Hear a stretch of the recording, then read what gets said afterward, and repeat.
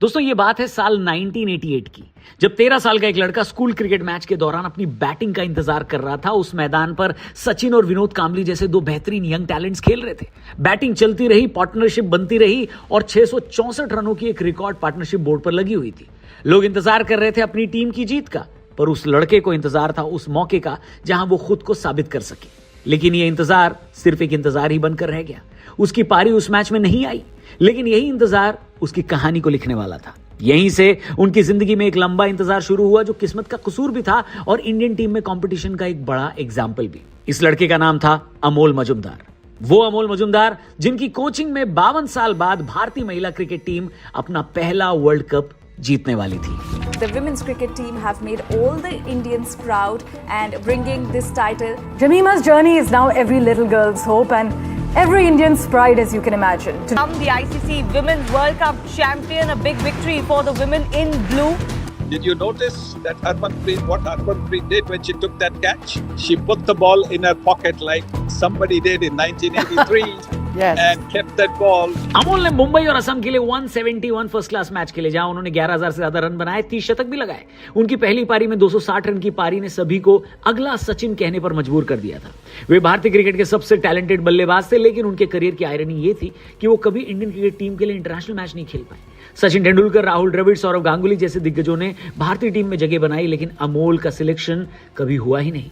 ये इंतजार अमोल के लिए सालों की वो निराशा बन गई, जिससे किसी भी यंग टैलेंट का सेल्फ कॉन्फिडेंस टूट जाता है। 2006-7 में उन्होंने मुंबई टीम की कप्तानी की और रणजी ट्रॉफी चैंपियन बनकर रिकॉर्ड्स तोड़े। 2009 में असम और बाद में आंध्र प्रदेश की टीम के साथ भी वो खेले, मगर लगातार सीनियर क्रिकेट टीम के दरवाजे खटखटाकर वो थकने के बाद उन्होंने 2014 में संन्यास ले लिया। लेकिन भले ही उन्होंने गेम को छोड़ दिया, गेम ने उन्हें कभी नहीं छोड़ा। उन्होंने कोचिंग की दिशा में कदम बढ़ाया। अक्टूबर 2023 में उन्होंने भारतीय महिला क्रिकेट टीम के हेड कोच के रूप में कार्यभार संभाला। जहां वो खिलाड़ी के तौर पर नीली जर्सी नहीं पहन सके, आज वही अमोल मजुमदार कोच की भूमिका में भारतीय महिला क्रिकेट टीम को वर्ल्ड कप जिता चुके हैं। उनकी कोचिंग और गाइडेंस में टीम ने 52 साल के सूखे को खत्म करते हुए पहली बार वर्ल्ड कप जीता है। कप्तान हरमनप्रीत कौर ने फाइनल के बाद उनके पैर छूकर उनका सम्मान किया, जो इस बात का सबूत था कि अमोल ने टीम की सफलता में कितना बड़ा कंट्रीब्यूशन दिया है। अमोल मजुमदार की कहानी बताती है कि कभी कभी लाइफ में सबसे बड़ी जीत अपने सपनों के इंतजार में नहीं, बल्कि दूसरों के सपनों को साकार करने में मिलती है। उनके स्ट्रगल, पेशेंस और क्रिकेट के लिए उनके सैक्रिफाइस ने ही भारतीय टीम को इस वर्ल्ड कप को जिताने में एक बड़ी भूमिका निभाई है। लेकिन ऐसी कई सारी कहानियां इस टीम का हिस्सा हैं दोस्तों। भारत की महिला क्रिकेट टीम के वर्ल्ड कप जीतने की कहानियों में सिर्फ अमोल मजुमदार ही नहीं, बल्कि उस लड़की का भी योगदान है जो रेलवे क्लर्क की नौकरी करते हुए क्रिकेट ट्रेनिंग और नौकरी के बीच में बैलेंस बनाती हुई चली, जिसने पंजाब से मुंबई आकर रोज रोज ट्रेन से यात्रा करते हुए प्रैक्टिस किया और बाद में विश्व कप की ट्रॉफी उठाई। ये कहानी उस हरमनप्रीत कौर की भी है, जिन्होंने 2009 में इंडियन टीम में अपना डेब्यू किया और अपने सामने ही अपनी टीम को 2 वर्ल्ड कप फाइनल हारते हुए भी देखा। फिर भी वो कॉन्फिडेंस मरने नहीं दिया कि एक दिन हम भी वर्ल्ड कप जीतेंगे, जो आज हो गया है। किस्मत का खेल देखिए, जो शेफाली वर्मा इस टीम का हिस्सा भी नहीं थी, उन्हें रिप्लेसमेंट के तौर पर लाया गया और उन्होंने प्लेयर ऑफ द मैच जीतकर फाइनल जिताने में बड़ा रोल अदा किया। किस्मत का ही खेल देखिए कि जिस प्रतीका रावल की जगह शेफाली को लाया गया, वो व्हील चेयर पर इस जीत को सेलिब्रेट कर रही थी। यही तो किस्मत है। दीप्ति शर्मा, प्रतीका रावल, हरलीन देओल, शेफाली वर्मा, श्रीचरनी, ऐसे दर्जन भर नाम आज पूरी दुनिया और भारत में मशहूर हो चुके हैं। ये जीत भारतीय महिला क्रिकेट टीम की बदली तस्वीर बताती है, लेकिन ये जर्नी इतनी आसान नहीं थी। भारतीय महिला क्रिकेट की शुरुआत कठिनाइयों से भरी थी दोस्तों। पहले खिलाड़ियों को अपने रिसोर्सेज खुद जुटाने पड़ते थे, मैच फीस लिमिटेड थी और बहुत ही सीमित संसाधनों के साथ ये महिलाएं खेलती थी। लेकिन ये पड़ाव तो खेल में आने के बाद आते ही थे। उससे पहले उन्हें अपने घर परिवार को ये मनाना पड़ता था कि वो क्रिकेट खेल सकती हैं। भारतीय महिला क्रिकेट टीम की पहली कप्तान शांता रंगस्वामी ने महिला क्रिकेट के संघर्षों के बारे में कई बार बताया है। जब 70-80 के दशक में महिलाओं ने क्रिकेट खेलने की शुरुआत की थी, तब उन्हें खेल की नहीं बल्कि समाज के कई सारे बंधनों को तोड़ना था। ट्रेन की लंबी यात्रा में उन्हें रिजर्वेशन की सुविधा नहीं मिलती थी। कई बार ट्रैवल के दौरान ट्रेन में खराब माहौल में बैठना और स्लीपिंग की जगह न मिलना भी आम बात थी। खंडहर जैसे बजट होटलों में रुकवाना उन्हें, जहां साफ सफाई का सवाल भी नहीं था, उनकी डेली रूटीन का ये हिस्सा बन चुका था। भारतीय महिला क्रिकेट टीम की पहली कैप्टन शांता रंगस्वामी ने एक बार याद करते हुए बताया कि वे और उनकी टीम के मेंबर अक्सर ट्रेन के डिब्बे में 3 घंटे सामान संभालते थे, टिकट कलेक्टर के सामने अपने सफर के लिए लड़ते थे और दूसरे यात्रियों से बेवजह कहासुनी भी हो जाती थी। मैच फीस का तो सवाल ही नहीं था। वे सिर्फ अपने पैशन और देशभक्ति के दम पर खेलती थी। बिना किसी फाइनेंशियल सपोर्ट के उनको स्ट्रगल करना पड़ता था। दोस्तों, खेल के मैदान पर भी मुश्किलें कम नहीं थी। महिलाओं के लिए क्रिकेट को प्रोफेशनल स्टैंडर्ड पर नहीं माना जाता था। कई बार टूर्नामेंट में हिस्सा लेने या इंटरनेशनल टूर पर जाने के लिए पैसों की भारी कमी रहती थी। विदेशी टूर्स के लिए खिलाड़ियों को एनआरआई परिवारों के घर रहना पड़ता था या फिर एयर इंडिया जैसी संस्थाएं टिकट की मदद करती थी। क्रिकेटर्स को अच्छा खाना, आराम की जगह या पर्सनल केयर जैसी चीजें मयसर नहीं थी। एक बार टीम को बड़ा टूर्नामेंट खेलने के लिए केवल 4 टॉयलेट वाले कमरे में रहना पड़ा, जहां साफ सफाई जैसे बेसिक इंतजाम भी नहीं थे। खिलाड़ियों के पर्सनल एक्सपीरियंस से बताते हैं कि ये सब देखकर भी उनकी हिम्मत नहीं टूटी। उन्होंने बस एक मौका पाने के लिए दिन रात मेहनत की और उम्मीद जगाए रखी।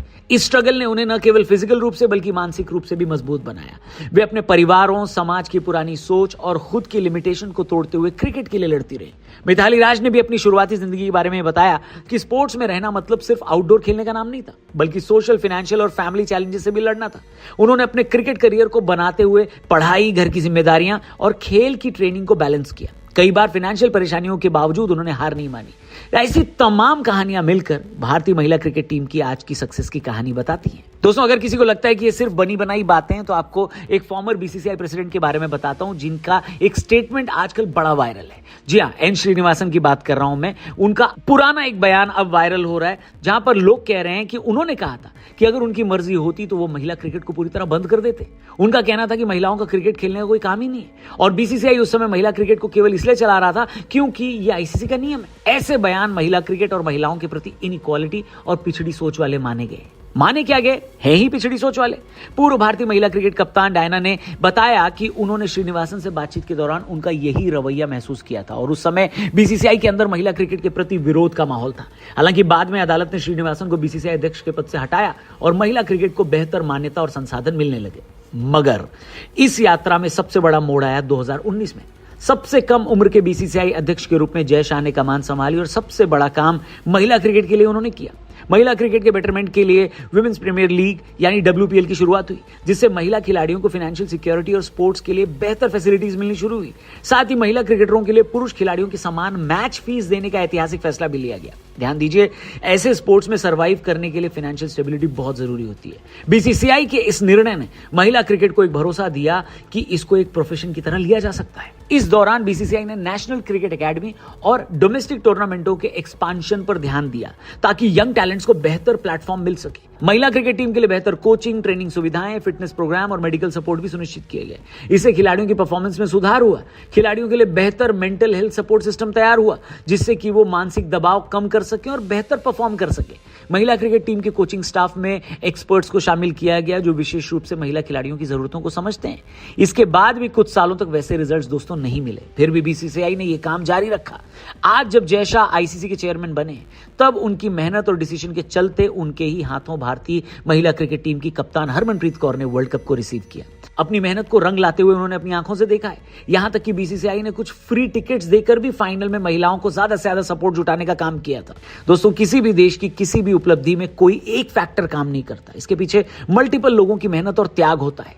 इंडियन विमेंस क्रिकेट टीम की इस जीत के पीछे भी तमाम कहानियां हैं। शायद कल इंडियन क्रिकेट टीम के फॉर्मर कप्तान हिटमैन रोहित शर्मा की आंखों में आंसू भी जो आए थे, वो यही बता रहे थे कि इंडियन विमेंस क्रिकेट टीम की इस जीत ने उनको भी इंस्पायर किया है, जो कि 2027 वर्ल्ड कप के लिए अपनी उम्मीदों को जिंदा रखें।